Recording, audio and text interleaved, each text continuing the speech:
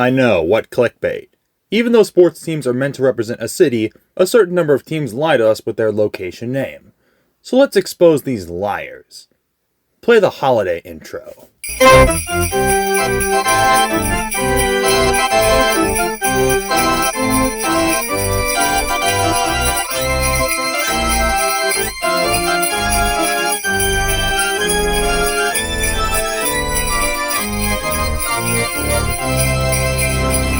Some clarification on a few teams first. Yes, the Patriots are Boston's team, yet they don't play in Boston. They play in Foxborough. That's because they're the New England Patriots. They represent all of New England, which is Massachusetts, Connecticut, and some other states I don't feel like mentioning. So technically, the Patriots still play in the area they represent, and their location name isn't a lie. Same goes for the New England Revolution, who share Gillette Stadium with the Pats. The Florida Panthers are also in the area they represent. Yes, they play in Sunrise, not Miami, but they are the Florida Panthers, not the Miami Panthers. The Arizona Cardinals are technically in Glendale, but they are the Arizona Cardinals, not the Glendale Cardinals or the Tempe Cardinals. They started as the Phoenix Cardinals and played at Sun Devil Stadium in Tempe. It wasn't a 5,000-seat stadium, it had 70,000 plus seats.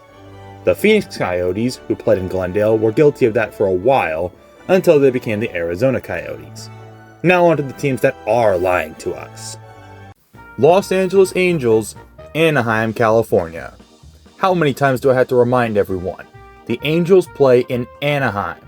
The only reason the Angels are called Los Angeles is because of the same guy who's been running them into the ground for 2 decades, Artie Moreno.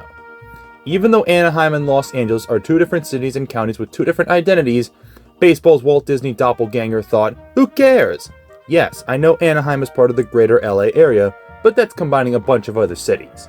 I have a hunch that the Angels will be good once they go back to Anaheim, and when Artie Moreno is gone. New York Jets and Giants, East Rutherford, New Jersey. So you're wondering why the Jets and Giants play in New Jersey.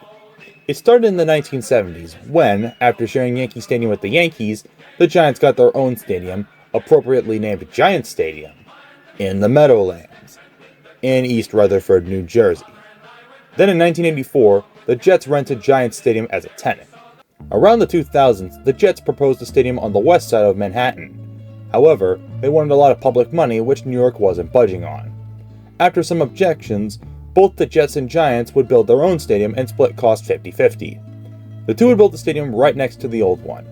The newly named MetLife Stadium opened its doors in 2010. Don't expect either team to ask for a new stadium anytime soon. Because New York City is a conjunction of skyscrapers and traffic jams, there is not much open space for a new stadium. That's why it took so long for NYCFC to finally get their own stadium. It's also why there will never be a 5th Madison Square Garden unless something drastic happens or James Dolan throws another adult temper tantrum. New York Red Bulls, Harrison, New Jersey. Oh, sorry, Red Bull, New York. That's stupid. Say what you want about NYCFC taking forever to get a stadium, but at least they play in New York. What's the Red Bulls' excuse? Okay, I'll try to be a bit more cordial. As early as 2000, the plan was to move the Metro Stars out of Giants Stadium and into their own soccer-specific stadium. And just like the Jets and Giants, there's not enough room in New York and so much space in New Jersey. Also, it was cheaper to build it across the Hudson. An ownership change and a rebrand later, Red Bull Arena, now Sports Illustrated Stadium, opened in 2010. Unlike East Rutherford, Harrison is literally a few minutes away from New York. So it's not terrible, but it's still not New York. Sporting Kansas City, Kansas. There's a reason Sporting Kansas has become one of the recurring jokes in my soccer videos.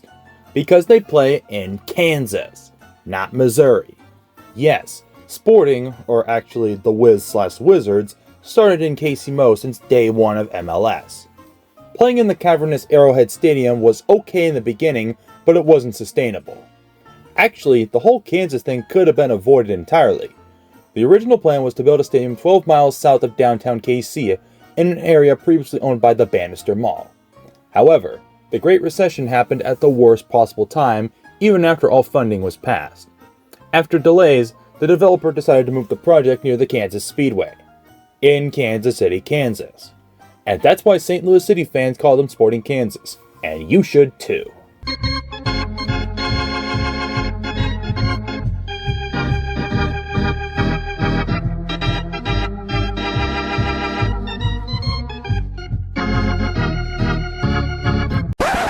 do you mean the Chiefs are moving to Kansas also?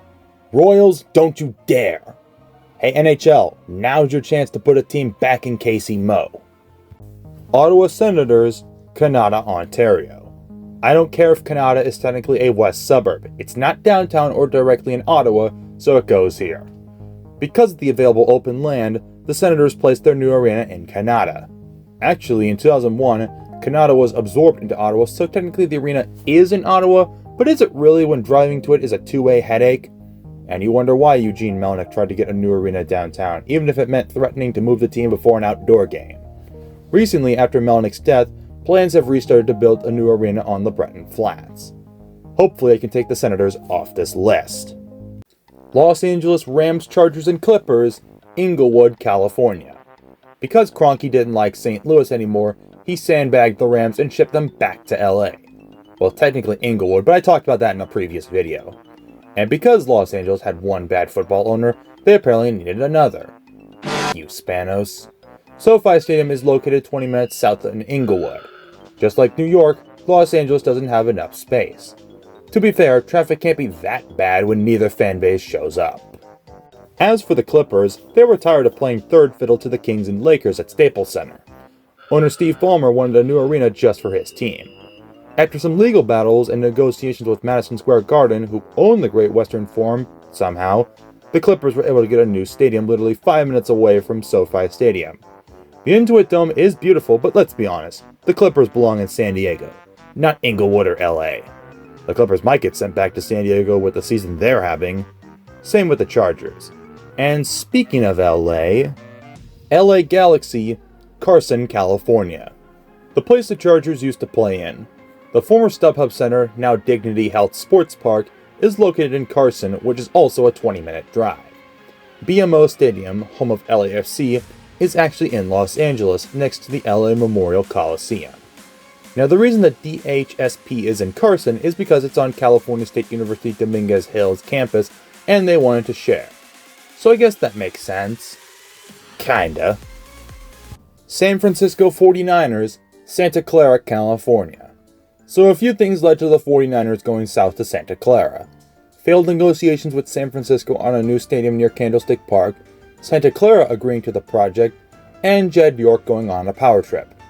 Although only 9% of Levi's Stadium was paid with public money, it's almost an hour away from San Francisco and is closer to San Jose and Fremont. Despite this, don't expect anything to change since the stadium will host its second Super Bowl next February. Dallas Cowboys, Arlington, Texas. Here's some irony. The Dallas Cowboys have only played a few games in Dallas in their existence. They started in the Cotton Bowl, then Texas Stadium in Irving, and finally AT&T Stadium in Arlington. The original plan was to build a stadium in Big D, but Dallas County couldn't get public money and Arlington obliged. I was going to include the Texas Rangers, but they're the Texas Rangers, not the Dallas Rangers. By the way, there's a chance the Stars could be on this list soon. There's rumors floating around that the Stars are planning to build a $1 billion arena in Plano. It also hurts that Miriam Adelson and her son-in-law, Patrick Dumont, are suing the Stars for breaching the arena contract and probably getting preferential treatment. It's almost as if the Stars don't trade their star players. Don't blame Nico Harrison, blame his former enablers. I'm getting off topic. Moving on. FC Dallas, Frisco, Texas.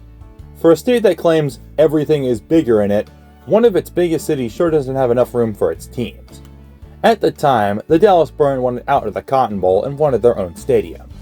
And thanks to a deal with the city of Frisco, the boringly renamed FC Dallas was able to get their own stadium, albeit 35 minutes north of Dallas.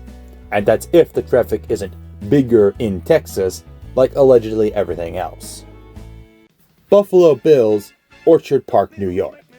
After Ralph Wilson kind of threatened to move the Bills, plans for a new stadium picked up steam and Rich Stadium opened in 1973. It changed names a few times, but it remained the same old-fashioned rough and tough structure. Until now. And yeah, the place is located in Orchard Park, south of Buffalo.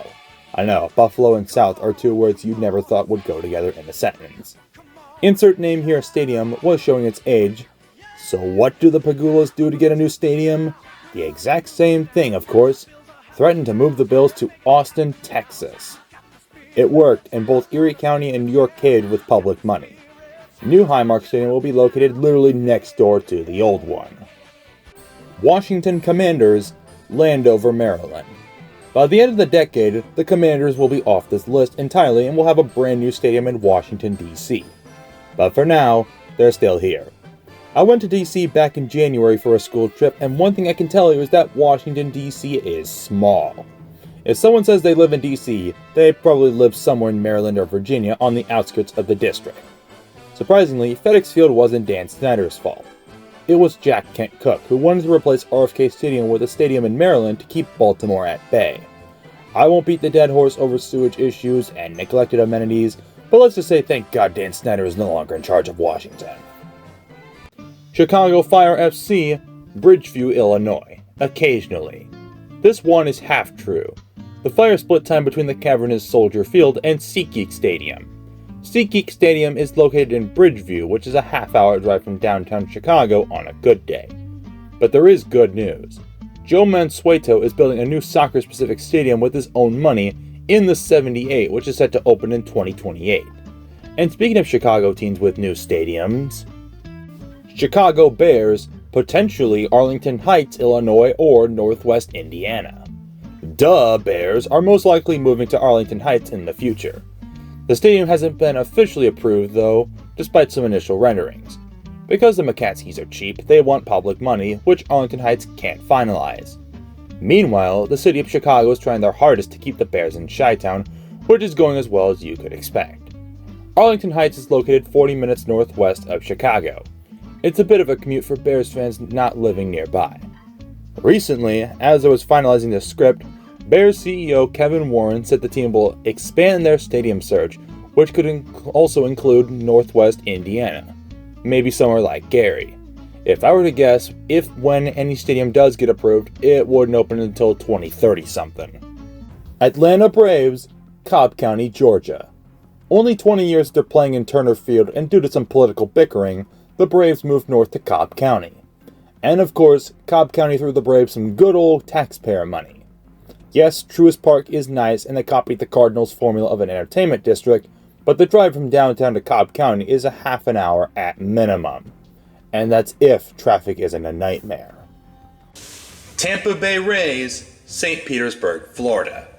Wasn't it nice to see the Tampa Bay Rays actually play in Tampa last year, even though it was due to Hurricane Milton? For every season except last year, the Rays played in St. Petersburg. What's the problem with that? St. Petersburg is 30 minutes and 1 or 2 bridges away, unlike the Lightning and Buccaneers who actually play in Tampa. Everyone wonders why the Rays have awful attendance, and this is why. Recently, Stuart Sternberg sold the Rays to a group led by Patrick Zalupski. Deals keep flip-flopping over where a new stadium will be. It should be in Tampa, not St. Petersburg. And finally, the team with no home that has been lying to us for a while, the Athletics, Sacramento, California. What on earth was Sacramento thinking? Trust the guy who burned all goodwill with Oakland and is waiting for the stadium in Vegas to be built whenever funding gets passed, if funding gets passed? Until then, the A's are homeless. So why would I put the Athletics on this list? Because f*** John Fisher and f*** MLB for allowing this to happen. And of course, a year after nobody shows up, the A's get on their knees and beg Sacramento to come to their games with a Sacramento jersey. Keep saying Oakland was a bad baseball market that's been working very well for you guys. So why do these teams not play in the location they claim themselves as? A few factors. Not enough land in the city, other areas offering a better deal, and political and financial issues. Land, money, and politics. That's the answer. So does this mean I will stop making fun of Sporting for playing in Kansas? Of course not. There are probably some teams I miss, so let me know in the comments which other teams are lying to us. I might make a part 2 in a few years, who knows. Thanks for watching. If you enjoyed, be sure to like, subscribe, ring the bell, comment, and share this video with others. If you have ideas, put them in the suggestion box below. I'll see you in the next video.